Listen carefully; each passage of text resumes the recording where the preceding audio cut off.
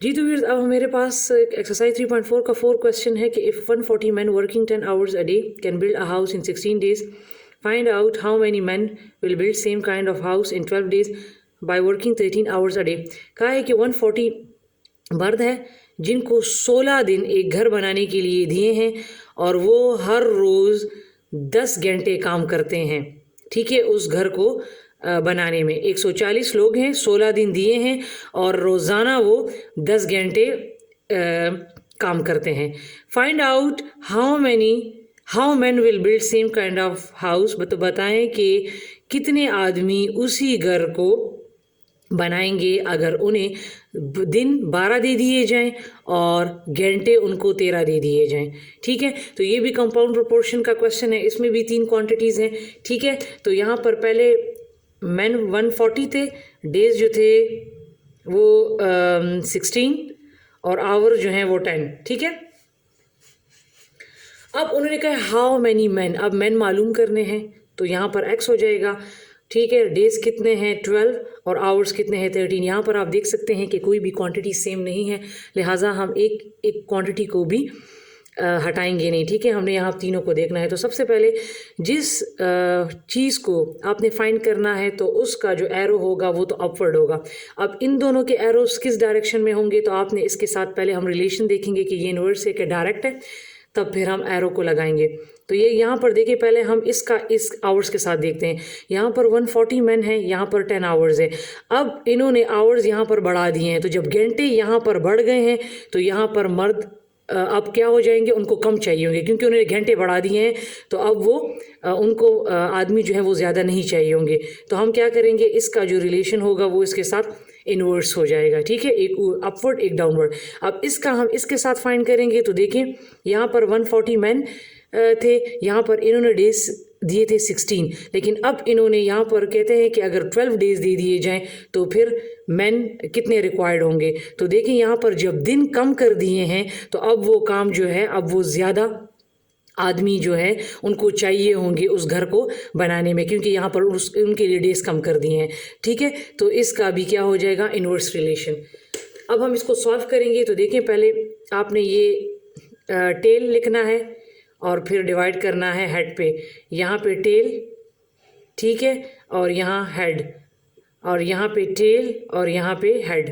ठीक है, अब हम क्या करेंगे कि देखिए, हमने x की वैल्यू को फाइंड करना है, तो हम 140 को क्या करेंगे कि इसको यहाँ पर शिफ्ट कर देंगे, इन दोनों को यहीं पर रखेंगे, क्योंकि हमने x की वैल्यू को फाइंड करना है तो हम इसको यहाँ पर नहीं ले जा सकते, इसको हम ले जाएंगे।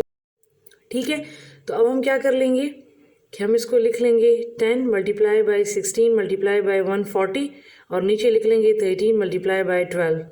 ठीक है, इसकी कटिंग कर लें आप, तो 2 5 are 10, 2 6 are 12 और ये फिर 2 3 are 6, 2 7 are 14 और 0। अब मज़ीद कटिंग नहीं होती तो हम इसको लिख लेंगे 5 multiply by 16 multiply by 70 and divide by 13 3 are 39। ठीक है, अब आप इनको जब मल्टीप्लाई कर लेंगे तो इससे आपके पास आ जाएगा 5600 और नीचे आ जाएगा 39, इस पर डिवाइड कर लें तो ये आपके पास आ जाएगा 143.58 समथिंग। लेकिन चूँकि हम मैन हमारे पास हमने फाइंड करना था तो उसको तो हम पॉइंट में नहीं लिख सकते, तो लिहाजा हम सिर्फ ये पोर्शन लिख लेते हैं। So 143 man will be required. ठीक है, so this is the answer. जी तो व्यूअर्स, अब मेरे पास नेक्स्ट क्वेश्चन है कि Salim left a property of value rupees 1,50,000 if his widow gets 1/8 of the total value and son gets twice than a daughter. Find the share of his widow, a son and a daughter। कहा है कि सलीम ने एक property छोड़ी जिसकी कीमत जो है वो है 1,50,000। इफ़ हिज विडो गेट्स, अगर उसकी बेवा को मीन बीवी को अगर इन पैसों का 1/8 हिस्सा मिलता है एंड सन गेट्स ट्वाइस, और बेटे को 2 हिस्से मिलते हैं, देन अ डॉटर बेटी से, मीन बेटे को 2 मिले तो बेटी को 1 मिला। Find the share of his window, तो उनके शेयर्स फाइंड करें, किसके, विडो के, बेटे के और बेटी के, मीन के 1,50,000 में से उनको कितनी कितनी अमाउंट मिली। ठीक है, तो टोटल जो अमाउंट है वो तो हमारे पास है 1,50,000। ठीक है, सबसे पहले हमने विडो का शेयर फाइंड करना है, ठीक है, क्योंकि उसका तो हमारे पास उन्होंने 1/8 हिस्सा बता दिया है इस टोटल वैल्यू का, तो 1/8 मल्टीप्लाई बाय 1,50,000, ठीक है। आप जब इसकी कटिंग करेंगे तो ये आपके पास आएगा 18750। इसको इस पर डिवाइड करें या इसकी कटिंग करें तो आ जाएगा 18750, ठीक है। तो विडो का जो शेयर है वो आ गया 18750। अब हमने क्या कर लेना है कि इसको जो रिमेनिंग अमाउंट है, रिमेनिंग अमाउंट वो हमारे पास क्या है कि 1,50,000 में से 18750 माइनस कर लेना है, तो आपके पास आ जाएगा 131250।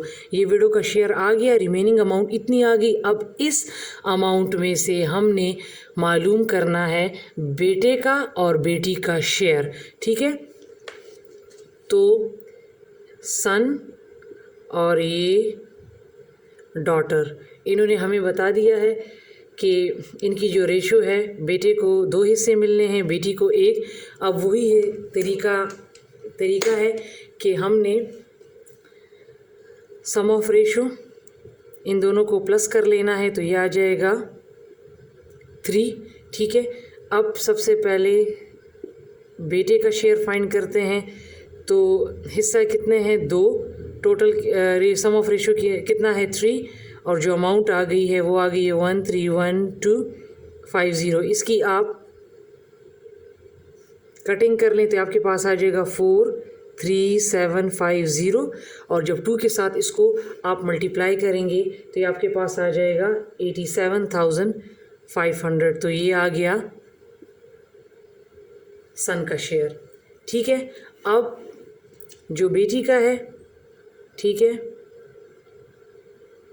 डॉटर शेयर, तो उसका हिस्सा था 1, सम ऑफ रेशो है 3 और 131250। रिमेनिंग अमाउंट में से हमने इनका शेयर फाइंड करना है, ठीक है।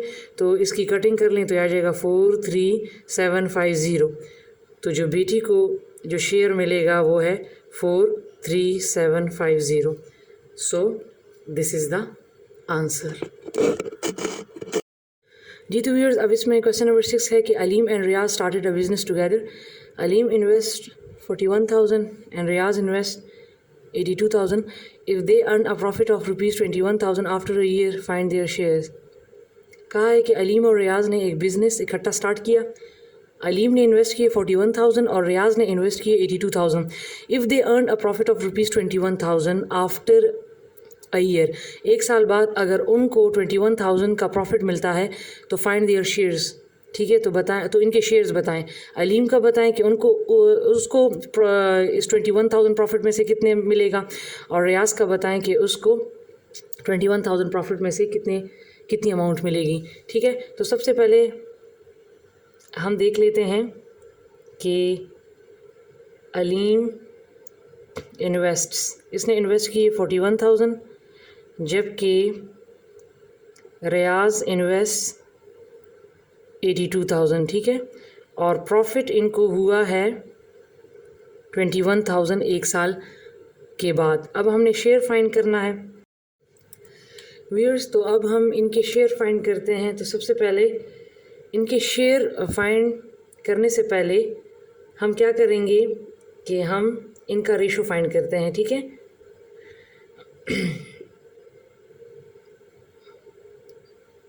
ठीक है, तो यहाँ पर जो इसने इन्वेस्ट किए हैं अलीम ने वो 41,000 है, और यहाँ पर रियाज ने 82,000 किए हैं, ठीक है। तो इसकी 30 के साथ इसकी कटिंग होगी 41 1 टाइम एंड 41 2 टाइम। तो हमारे पास इन दोनों का रेशो आ चुका है। अब हम इनका शेयर फाइंड करेंगे, या हम कह सकते हैं कि इनको प्रॉफिट उन पैसों में से कितना मिला है। तो हम प्रॉफिट भी कह सकते हैं, हम शेयर भी कह सकते हैं, ठीक है। तो सबसे पहले हम सम ऑफ रेशो, ठीक है, 1 + 2, तो ये हमारे पास आ गया 3। अब सबसे पहले अलीम का जो शेयर है या प्रॉफिट है, तो यहाँ पर हिस्सा उसका कितना आया है, रेशो 1, टोटल आया है 3, और जो प्रॉफिट इनको हुआ है वो है 21,000। 3 1s are 3 and 3 7s are 21। तो जो अलीम का जो शेयर है वो आया है 7000, ठीक है। और अब रियाज का जो शेयर है वो है, रेशियो इसका 2 है, ठीक है, सम ऑफ रेशियो 3 और ये इसका प्रॉफिट 31 टाइम 3, 37 टाइम 21, तो 27 टाइम 14। तो रियाज का जो शेयर आया है वो है, क्योंकि उसका डबल था तो उसका प्रॉफिट भी डबल हुआ है, ठीक है। ये आ गया 14,000, तो ये आ गया रियाज का शेयर। अलीम का शेयर 7,000 आया, उसको 7,000 प्रॉफिट में से मिले हैं, जबकि रियाज को 14 मिले हैं। जी तो व्यूअर्स, अब मेरे पास इस एक्सरसाइज में लास्ट क्वेश्चन है कि if 10 men can construct a 75 kilometer long road in 5 days, how many days will needed for 15 men to construct a 45 kilometer long road। कहा है कि अगर 10 आदमी 75 किलोमीटर एक लंबी सड़क को कंस्ट्रक्ट बना सकते हैं 5 दिनों में, तो हाउ मेनी डेज़ कितने दिन विल नीडेड लगेंगे फॉर 15 मैन 15 आदमियों को टू कंस्ट्रक्ट बनाने में 45 किलोमीटर लॉन्ग रोड। अब वहाँ पर डिस्टेंस 75 किलोमीटर का उन्होंने बताया है और यहाँ पर इन्होंने 45 का बताया। वहाँ पर डेज़ 5 हैं, यहाँ पर मालूम करने हैं, वहाँ पर मैन 10 है, यहाँ पर 15। तो ये भी है, इसमें 3 क्वांटिटीज़ हैं। पहले मैन 10 थे, डिस्टेंस 75 और डेज़ 5। अब चूँकि हमने हाउ मैनी डेज़ मालूम करने हैं, मैन जो है वो 15 है और डिस्टेंस जो है वो 45 है, ठीक है। अब मैंने बताया था कि जो हम मालूम करते हैं तो उसका जो डायरेक्शन है एरो का वो तो अपवर्ड होगा। अब इसका पहले इसका साथ मालूम करना है, फिर इसके साथ, पहले इसके साथ करें या फिर इसके साथ करें, ठीक है।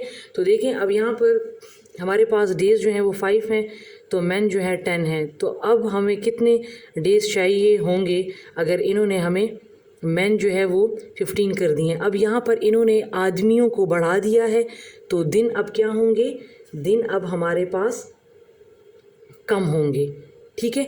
जब आदमी ज़्यादा हो गए तो अब उनको दिन जो हैं वो रोड बनाने में कम लगेंगे। तो ये इसके साथ इन्वर्स प्रोपोर्शन हो गया। अब इसका इसके साथ करें तो ये देखें, डिस्टेंस 75 था तो डेज़ 5 थे। अब डिस्टेंस का मीन उस रोड जो है उसका जो डिस्टेंस है वो कम कर दिया है, तो ज़ाहिर बात है अब उसको दिन भी जो क्या होंगे, दिन भी कम लगेंगे, ठीक है। तो ये इसके साथ इसका डायरेक्ट रिलेशन हो गया। अब एरोज़ जो हैं वो आपको मालूम हो चुके हैं, ठीक है। तो आपने क्या कर लेना है, टेल हेड, सही है। बल्कि हम ऐसा काम कर लेंगे कि पहले हम इसको लिख लेते हैं, एक्स वाले को यहाँ से लिख लेते हैं, इस वजह से कि हमने यहाँ पर एक्स की वैल्यू को फाइंड करना होता है। तो पहले मैं ये लिख लेती हूँ, टेल हेड इक्वल टू, फिर मैं इसको लिख लेती हूँ, इसको लिख लें या इसको लिख लें, 10, 15 और ये 45 टेल और ये हेड, ठीक है। टेल टू हेड पे मैंने अप्लाई किया है, सही है। अगर आप इसको इस साइड पर भी लिखते हैं पहले फिर इसको लिखते हैं, ठीक है, लेकिन चूंकि हम एक्स को फाइंड करते हैं तो इस वजह से मैंने इसको यहाँ पर लिख लिया। अब चूंकि एक्स की वैल्यू को फाइंड करना है तो ये 5 कहाँ पे चला जाएगा, यहाँ पे, जिस तरह मैंने जो बिल्ड हाउस वाला जो मैंने क्वेश्चन करवाया है 4th नंबर, उसी ही की तरह है, ठीक है। एक्स को अपनी जगह पे रख ले, 10 मल्टीप्लाई बाय 45 मल्टीप्लाई बाय 5 और 15 मल्टीप्लाई बाय 75, इसकी कटिंग कर लें आप, ठीक है।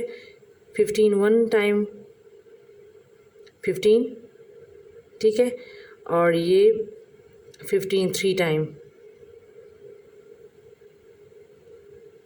ठीक है। अब इसकी हम कटिंग कर लेते हैं, 5 1 टाइम 5, 5 1 टाइम 5 और 5 5 टाइम 25, ठीक है। 3 1 टाइम 3, 3 5 टाइम 15, ठीक है।